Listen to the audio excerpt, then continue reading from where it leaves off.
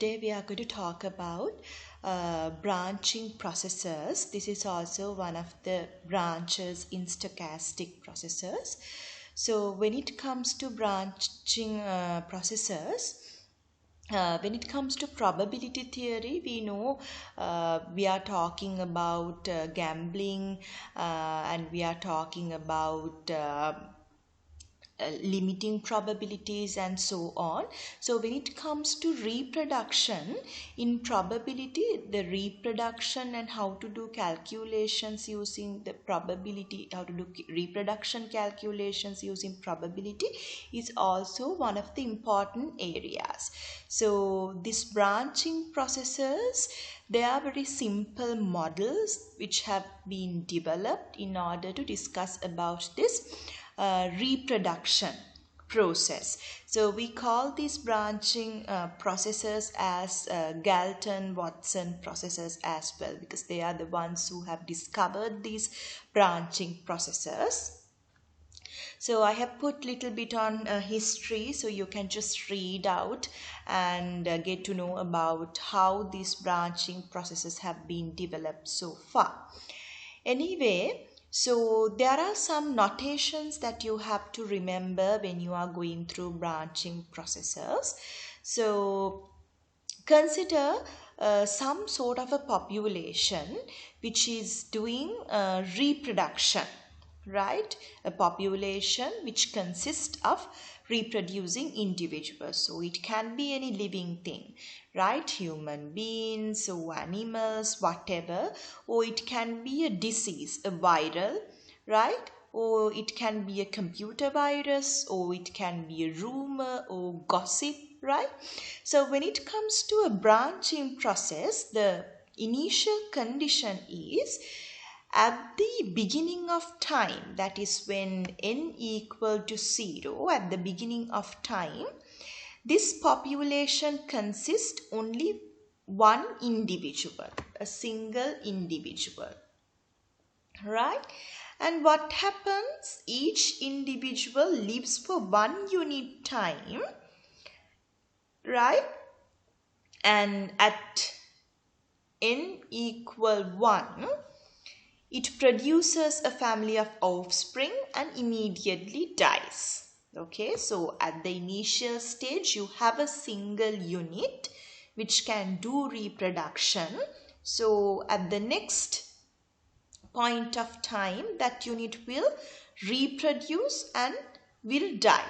Okay, so if you talk about how many offspring that this individual can reproduce, so sometimes some of the individuals may not reproduce any of offspring. So in that case, the number of units that they are reproducing or number of offspring is equal to 0.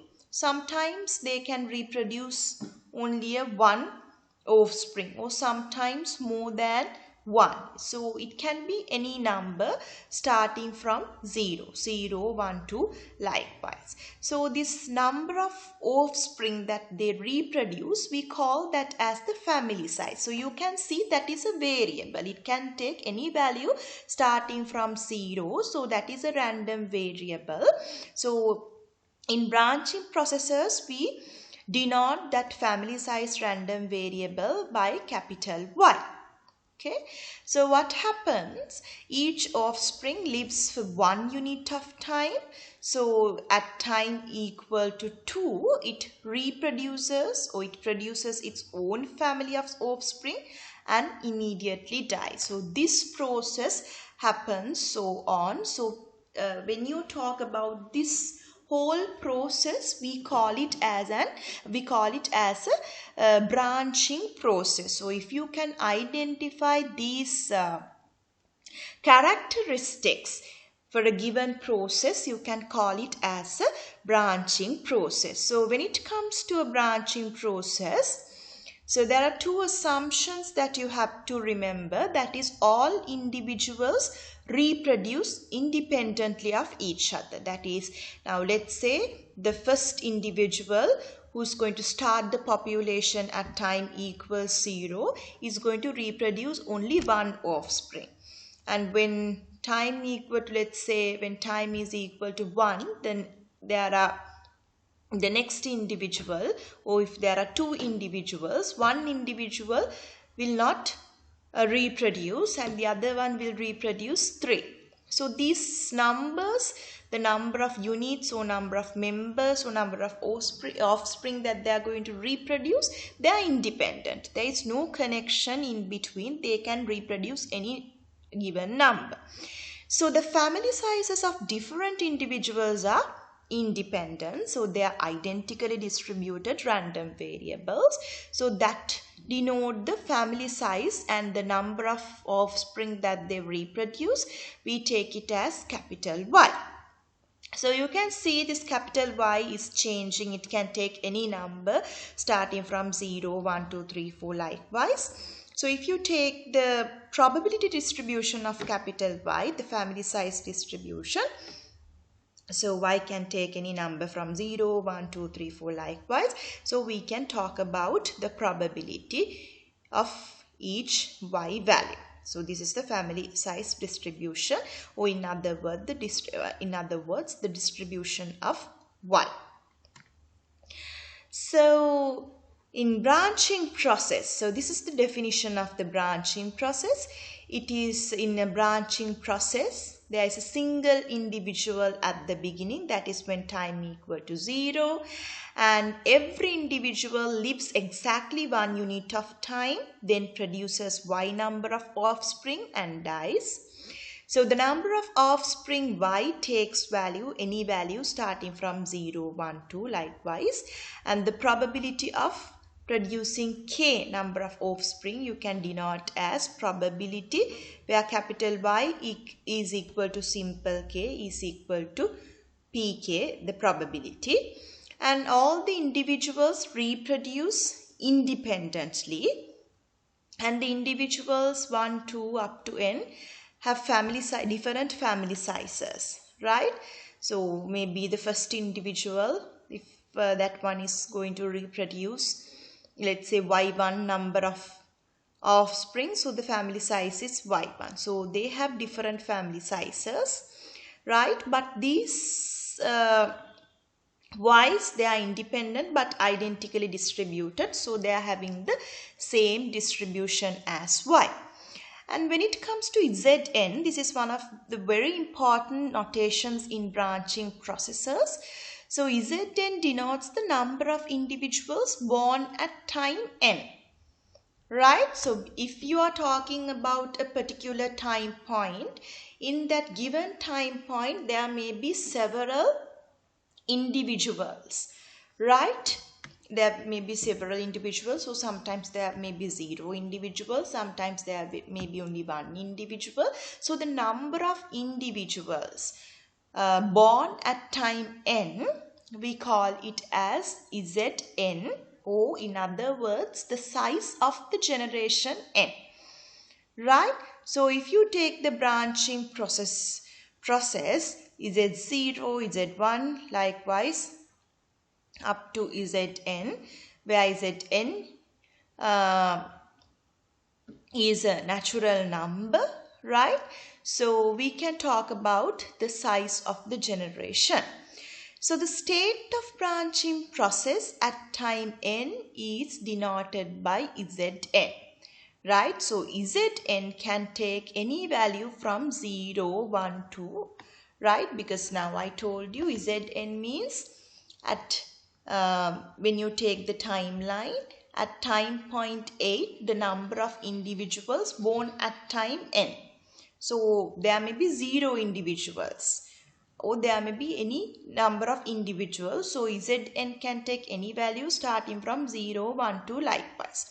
But the important thing is when you take Z0, that is when n equal to 0, when time is equal to 0, the number of individuals that are born. So we know in branching processes, when time is equal to 0, at the starting point we have only 1 individual. That is one of the characteristics of the branching process. So in that case, Z0 is always equal to 1. It's not changing. So this Zn represents the size of the population at time n. So when we want to say, we know if there are two random variables x and y, and if they have the same distribution, we use this notation. So when it comes to this branching processes, these yi's are independent and identically distributed. That is, if you take yi, it's having the same distribution as capital Y. That is the family size of individual I. Right, so if you look at this diagram, this is illustrating the branching process, what happens. Now, when time is equal to 0, you have a single unit or one individual. And then according to this diagram, you can see this individual has reproduced 3 offsprings. 1, 2, 3. So at when time is equal to 1, when n is equal to 1, you have 3 individuals, and the first one is going to reproduce 1, 2, 3. Second one is not reproducing any one, that is the 0. And if you take the third one, that one has reproduced 2 offspring. So this is happening over and over again, right? So if you just talk about timeline, and when n is equal to 1, that is this point, 3 individuals are born as newborns. So that is Z1 is equal to 3. Okay, and if you talk about this particular one, so 3 offsprings, this particular individual is producing 3, and this one is 0, and this one is 2. So altogether you have 5 offspring. So when time is equal to 2, you have 5 offsprings, that is Z2 is 5. Okay, so you can see what's happening in the branching processes. So why are we talking about these branching processes? We have some questions, right? When we have situations that we can model using a branching process, there are some questions that we have to find out, right? So one is, what can we find out about the distribution of Zn, that is the population size at generation n. So can we find the mean and the variance of the distribution? So when it comes to the branching process, when you take the random variable Zn, of course we can find the mean and the variance. We will be talking about that using probability generating functions. That's why we learn about the probability generating functions earlier. And then can we find the whole distribution? So there are some special cases of the family size distribution Y. So we can find the probability generation function of Zn explicitly, right? And can we find the probability that the population has become extinct by generation n? So what do you mean by extinct? That is the population, there is no growth in the population anymore. So can you find that probability? So there are some special cases that we can find the probability generation function of Zn, and with the use of that, of course, we can find this probability as well. So the next thing is, what can we find out about eventual extinction? That is, can we find out the probability of eventual extinction? Right, that is, if you are talking about a branching process, can we find the probability of a point where this branching process eventually stop reproducing? That is also possible using probability generating function of Y. And another question is, can we find general conditions for eventual extinction? How this branching process is going to stop the reproduction, right? So that is also possible. If eventual extinction is definite, can we find the distribution of the time to extinction? So that is also possible using probability generating functions. So for an example, I will give you a small example where you can model the real life scenarios using these branching processes. That is the modeling cancerous growths, right? So if you take a colony of cancerous cells, right, you can just check whether this colony of cancerous cells become extinct before it is sufficiently large to overgrow the surrounding tissues. Alright, so something like this you can model using branching processes. And the next thing is, if the branching process is already in progress, what happened in the past? So how long has the branching process been running? That is one of the questions that we are interested. So how many generations do we have to go back to the single common ancestor, right, from where they have started this branching process? How long? And what has been the distribution of family size over the generations? And what is the total number of individuals up to the present day? So these are some of the questions that we are interested about when it comes to branching processes. Actually, if we take human beings, now we tend to believe all the human beings are coming from a single ancestor, single female ancestor who lived in Africa.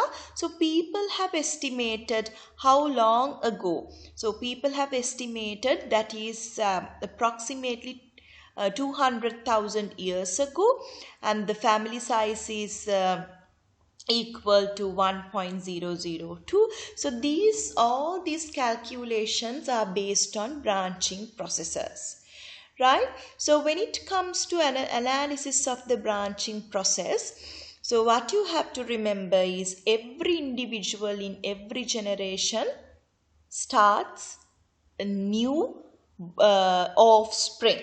Sometimes it is some individuals may not reproduce, right? But what they do is they only survive for 1 unit of time and then they will die, right?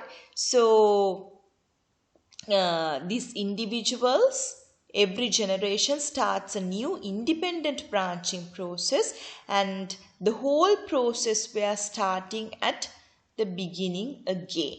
So that is one of the important things that you have to remember when it comes to branching processes. So now we are interested about this ZN, that is the generation size or size of the generation at time point n.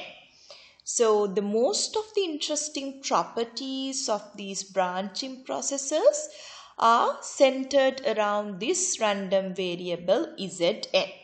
So because of that, we are with the use of probability generating functions, we are going to talk about some of the properties of this Zn. Okay, so when it comes to Zn, we know Zn means when time is equal to n, the population size. So if you take the population size when time is equal to n minus 1, you can denote that as Zn minus 1. Right? So let's say now when it comes to when time is equal to n minus 1, we don't know how many individuals are there in the process, in the branching process. So let's name those individuals starting from 1, 2, 3, likewise up to Zn minus 1. So you have this number of, let's say, this number of individuals. So we know each individuals again begins a new branching process.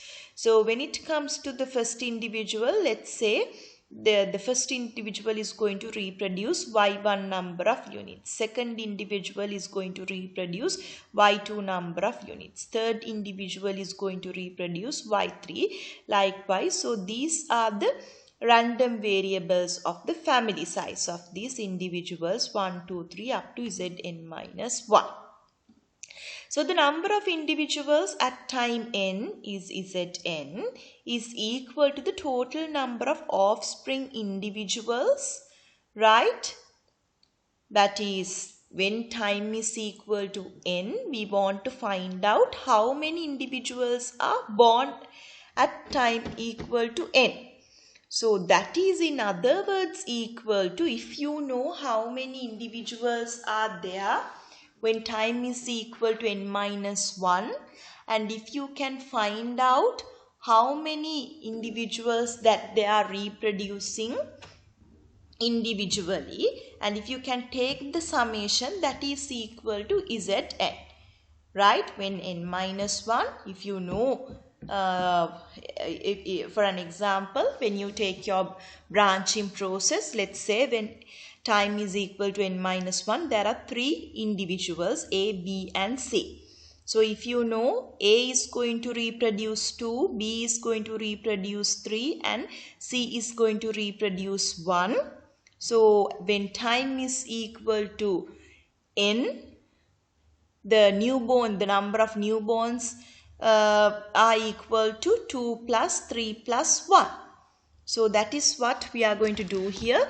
We have denoted the number of the offsprings that they are going to reproduce by each of these individuals, and if you take this summation, that is equal to Zn. So Zn is equal to yi, where I goes from 1 to Zn minus 1. So here this Zn, now we have illustrated that as a randomly stopped sum, where y1, y2 is randomly, they are random variables, right? So here these yi's are identical and independently distributed, right? So each individual has the same family distribution, okay? So when it comes to the probability generating function of Zn, we know if you take the probability generating function of y, we write it like this. That is the expected value of s to power y. That is the probability generating function of y. Okay. So here we know y is the number of young, or the number of units that they have reproduced, the family size. So the Zn is the randomly stopped sum. It is the summation of y1, y2 up to Zn minus 1, right? So Zn, you can write it like this. So what we are going to do here is, now when you take the probability generating function of Zn, we can write it as Gzns is equal to Gzn minus 1 Gys. So this is the notation of the probability this is how you have to find the probability generating function of Zn random variable. So what happens here is, now when it comes to Gzn minus 1, that is the probability generating function of Zn minus 1, right? So in this case, if you take the probability generating function of Zn, we can just use it, write it as Gns. And if you take the probability generating function of Zn minus 1, we can write it as Gn minus 1s. So what happens here is, when Z1 is equal to y, okay, so that is the number of individuals born at time n is equal to 1. Okay, so what you can do is, now here you can replace this this, if you look at this equation, you can replace Z1 by y. So then you have Gys, that is the probability generating function of y, is equal to G1s, right? So that it's simply equal to Gs. So what we can do is, now this Gys you can replace by Gs. So that is, you have the probability generating function of Zn, that is, you can write it as Gns is equal to Gn minus 1 into GS, not into, that here within brackets you have GS. So this one you have to remember, and I'm not going to give you in the examination. You can use that directly if you want to find the when you're doing the calculations, right? So what you have to remember is when it comes to the population size at time n, that is denoted by Zn, the probability generating function is equal to expected value of s to power Zn, and when you take Gn minus 1s, that it is the probability generating function of Zn minus 1, that is the population size at time n minus 1, that is expected value of s to power Zn minus 1. So then we know Gs is equal to expected value of s to power y, or in other words it is equal to expected value of s to power Z1, where y is the family size. So in this case, what we have to do is we are trying to find actually the probability generating function of Zn, the population size at time n. Right, so what we have is the probability generating function of Zn is equal to probability generating function of Zn minus 1. Within brackets, you have to use Gs, right? So in this case, what you can do is you can, if you look at this one, now you can see when you have n here, here you have n minus 1. So using the same condition, we are going to replace s by r, and I'm going to substitute n minus 1 for n. So here you have Gn minus 1 r is equal to Gn minus 2 within bracket gr. Right, so in this case, if you take this same equation, Gns equal to Gn minus 1 Gs, and then here we have Gs is equal, if you take Gs equal to R, now you can rewrite this as Gn minus 1 within brackets R. And in this case, if you take Gn minus 1r, this one you can rewrite using this formula, because when you have n here you have to write n minus 1. So likewise I can replace this by Gn minus 2 gr. So again what you can do is, you can take, again replace Gs by r and rewrite the equation. So if you do this continuously, you will see, you will eventually receive n number of G's, and within brackets you will have Gs, right? So in this case, we can just develop a theorem, that is, if you take the probability generating function of the random variable y, we can denote it as Gs, that is equal to expected value of s to power y, right? So this is the probability generating function of the family size distribution y. So if you take Z0 as equal to 1, that is at the starting point you have 0 individuals, and Zn is the population size at time n. So Gns is the probability generating function of Zn, so that we can write like this. Okay, so when you write this in this format, right? We can actually, no problem, we can, it's possible to write it down, and it is we manipulate it very easily for large n. That is the problem. Now in this case, if you take random variable y, let's say it has a Poisson distribution with random with the parameter lambda. So in this case, if you write the probability generating function of y, that is expected value of s to power y, right, that you can write e to power lambda s minus 1, right? So if you put this one into this formula, you will get G3s is equal to this big formula. So it's bit you can just write down the function using this probability generating function. So, but there are some cases where you cannot actually find out these probability generating functions, right? So, however, in some circumstances, we can find out reasonable closed form expressions for this GNS, right? Especially when y is having a geometric distribution.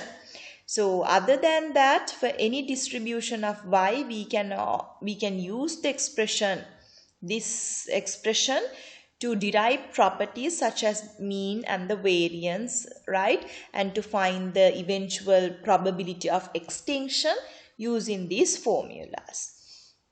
So the next problem is, what does the distribution of Zn look like? So Zn means when time is equal to n, how many people are, how many newborns are there in the population. So if you think about this distribution, how does it look like?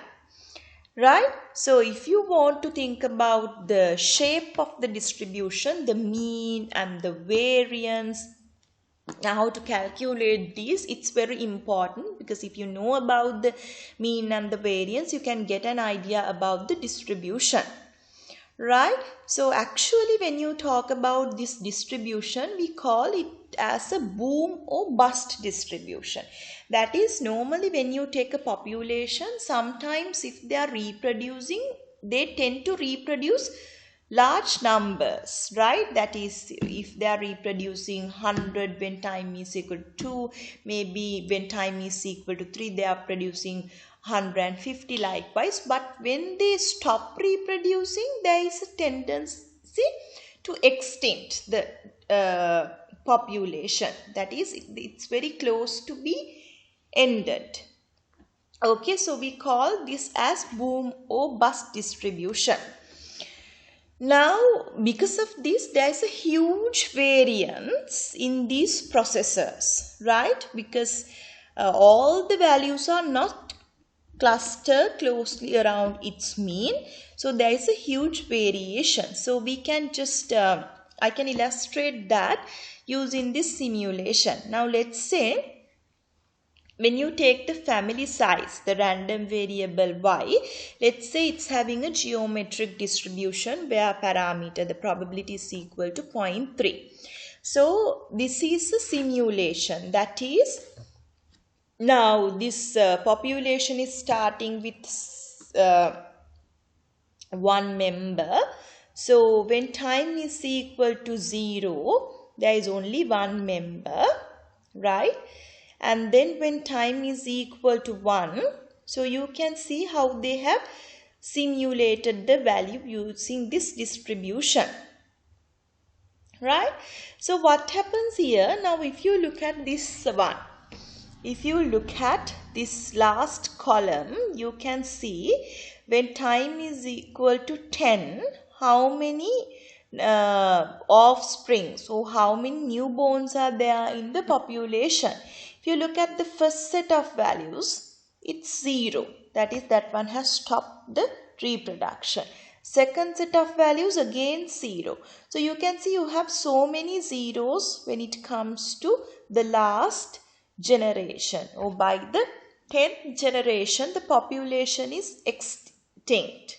It's going to stop, right?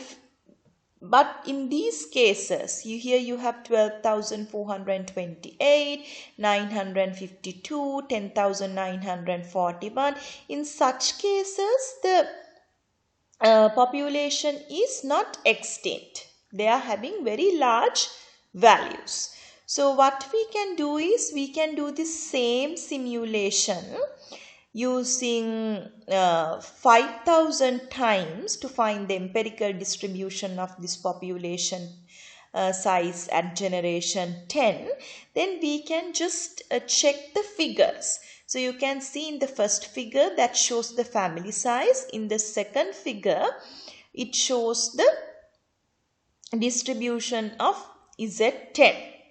Right? You can see in this case the family size and the distribution of Z10. So the family size is rather a variable, but the variability in Z10 is very big. Look at the graph here. See, you can see there's a huge variability. Here you have 60,000 starting from 0. So in Zn, Z in this case Z10, there's a huge variability. Right? So in this case, if you here they have produced some of the statistics. Proportion of sample extinct by generation, that is 0.436. If you just convert this into a percentage, that is 43.6% of the samples they have stopped reproducing by 10th generation. And you can see number of 0, the minimum value is 0 and the maximum value is 82,486, and you have mean of Zn is this, right? So if you look at the variance, it's a very huge value, right? So this is actually very important. Now when it comes to mean, now since there is a very difference in between values, there is a huge variability. Actually in this case the mean is not that important, right? We can't talk about an average value using mean when there is a huge variability in the data set. In such scenarios, the variance is a very important measure than mean, right? So you can see sometimes there's a maximum value 82,486, right? So that is some of the samples they have stopped reproducing, while some of the samples have continued reproducing up to a maximum number of 82,486, right? So there is a huge variability. Okay, and then when it comes to when you take this 5,000 simulations, there were 35 that had a value for Z10 greater than 0 but less than 100, right? That is, here we know 43.6% of the samples have stopped reproducing, but there are 35, that is, if you take a percentage as 0.7, only 0.7% samples have continued the reproduction. Okay, so in such cases you can see there is a tendency to stop the reproduction in these samples. Now if you do the simulation where the family size is having a geometric distribution of probability 0.5. Now you can see in this simulation, if you look at the last column, you can see out of the 10 samples, 9 samples have already stopped reproduction by the 10th generation, right, other than this 6th sample. Okay, so in this case, so all the populations become extinct, right? The family size distribution, it's a geometric one with probability 0.5. So in this case, if you just here we have the graph for family size, and here we have the graph for the population size. So it is not enough to save the process from extinction, that is the maximum population size observed for Z10 from 5,000 simulations was only 56, and the mean and the variance of Z10 are much smaller than before in this case, right? So if you just compare this with the previous case, in previous case the geometric distribution probability is 0.3, now the probability is 0.5, right? So when the probability is 0.5, family sizes are often 0, but families of size 2 and 3 are not uncommon. Here it's a common value. And it seems that this is not enough to save the process from extinction. This time the maximum population size observed for Z10 from 5,000 simulations was only 56. And the variance was smaller than the other case. Here you can see the variance is 19.49. In the previous case, the variance is a very huge value. Okay. So what happens here is, when the p-value is greater, when the p-value is large, it guarantees that our samples or the population is going for an eventual extinction with probability 1. That is, when the family size is having a geometric distribution, and when the probability of the geometric distribution is a high value, there is a guarantee that eventually these populations will stop the reproduction. For an example, now in this case, in the second example, the geometric probability was 0.5. So if you even increase the probability to 0.55, you will get 97% of the samples will extinct by the 10th generation, where in this case only 91% of the samples have been stopped reproduction by the 10th generation. Okay. So in this case we are interested about the mean and the variance of this Zn, right? So we were talking about the mean and the variance of Zn. So as in the previous sections, now we have a good idea about the significance and the interpretations of this expected value and the variance. So now we can calculate both the expected value of Zn and the variance of Zn using the family size distribution. For an example, let's say when you take the expected value of the family size y, it's mu, variance is sigma square, and if you take Z0, 1, Z2, these are the branching processes with Z0 equal to 1, that is at the starting point where you have only single individual. So if y is the family size distribution, we can show the expected value of Zn is equal to mu to power n. So earlier we discussed Zn is a randomly stopped sum, right? Zn is a randomly stopped sum. Zn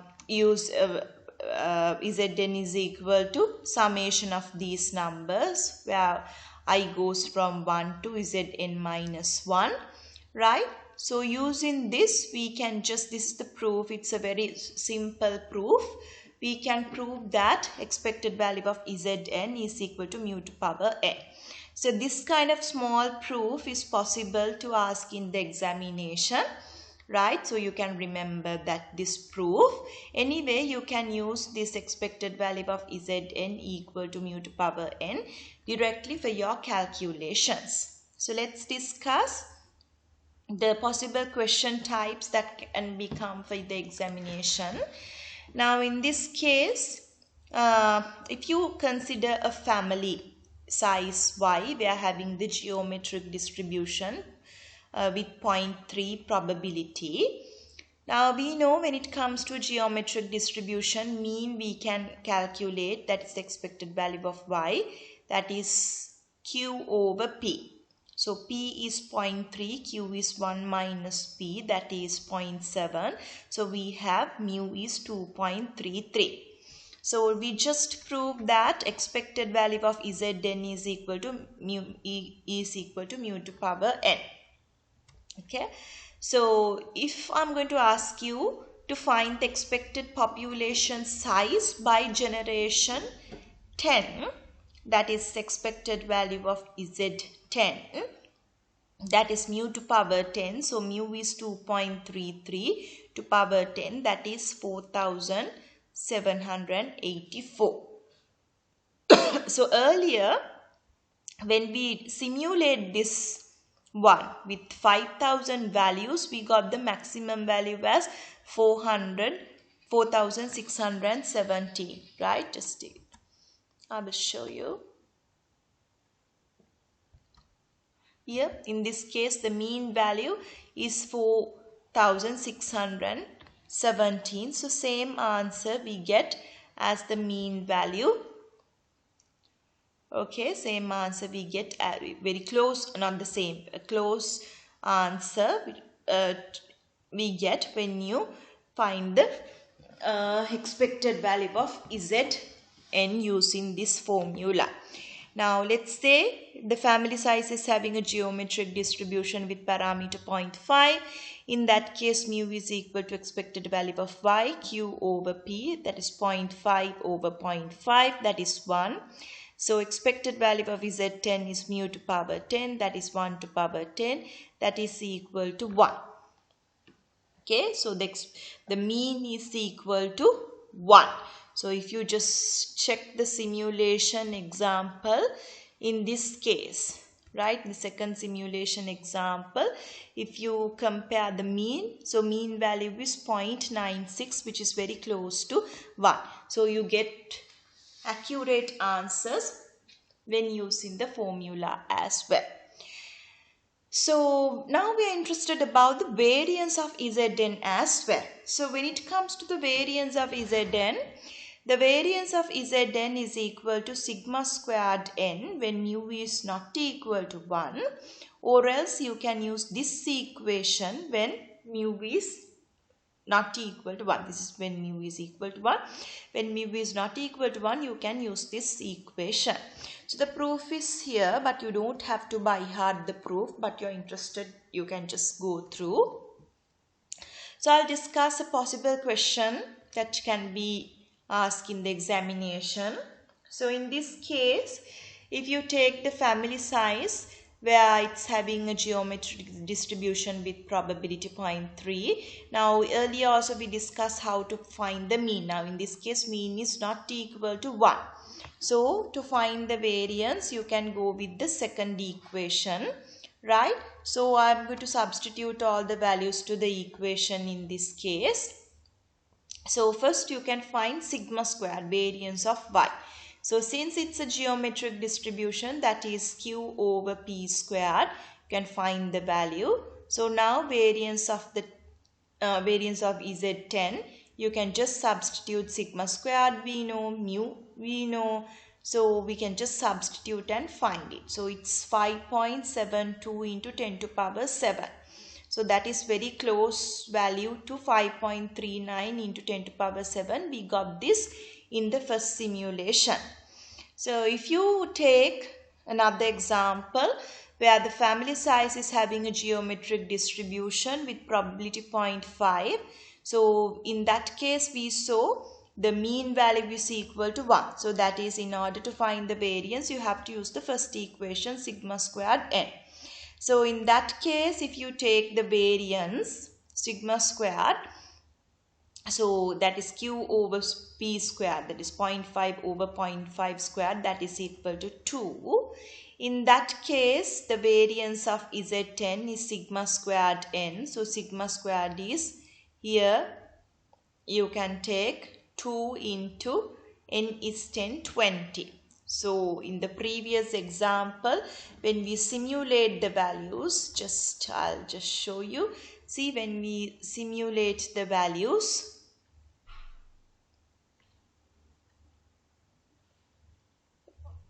it's 19.49 when you simulate the values. In this case, when you just do it, you have 20 as the variance. So it's a very close value. So you get the same answer, right?